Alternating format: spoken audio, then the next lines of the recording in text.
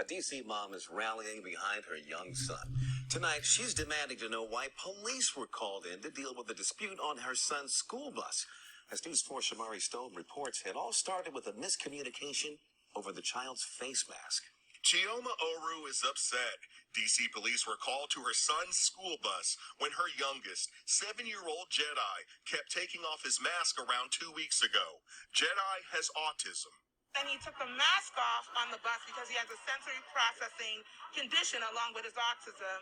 This evening, Chioma and dozens of concerned parents protested outside the office of the state superintendent of education, also known as OSSE, which manages busing for some D.C. students. They say police should not be called to respond to kids with special needs. The trust I put in Aussie was just violated. She recorded her interaction with police and the bus driver. She admits they were both polite, and she does not blame police for responding, but she questions why the bus dispatcher, who was on speakerphone at the time, called law enforcement. I was starting to cry. I emailed OSSE, and a spokesperson sent a written statement saying, quote, an OSSE Division of Student Transportation bus driver called for MPD support to help de-escalate a situation in which a parent would not leave a school bus, which was impairing the ability of the bus to transport students to school. The call was made after the driver and her dispatcher had been in conversation with the parent, and there was a disagreement about safety protocols for her child on the bus, and the parent refused to leave the vehicle. Chioma Oru says she never got on the bus. Her video starts when police arrived.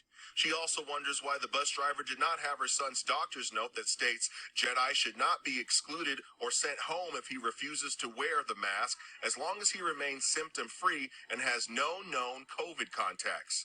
An OSSC spokesperson says Jedi School did not send the doctor's note prior to the bus arriving.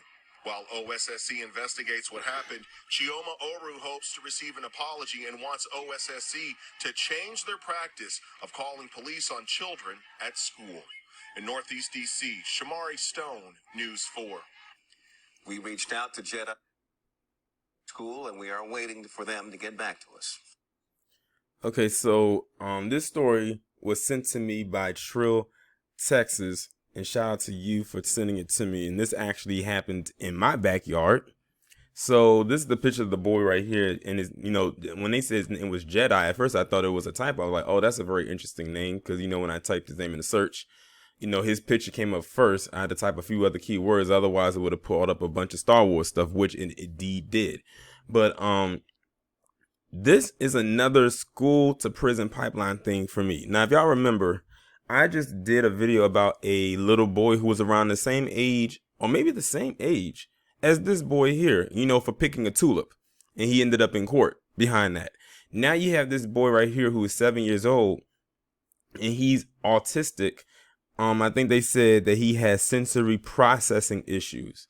So, you know, he has to be, you know, guided through even through the most simplest of things. And he had the cops called on him because he kept pulling his mask down or just didn't want to wear the mask and everything like that. Yet you have all these Karens running around here who are grown women acting like 7-year-olds themselves, worse than 7-year-olds, who don't want to wear a mask and feel like it's in violation of their rights, and they get argued down the whole time, and the cops are never called on them. But you want to call the cops on a 7-year-old who you know has processing issues, like he has a learning, you know, disability. Like I said, they love to call the cops on black children, especially black boys, over the most simplest of things that could have been taken care of. And I noticed they love to call the cops before they call the parent.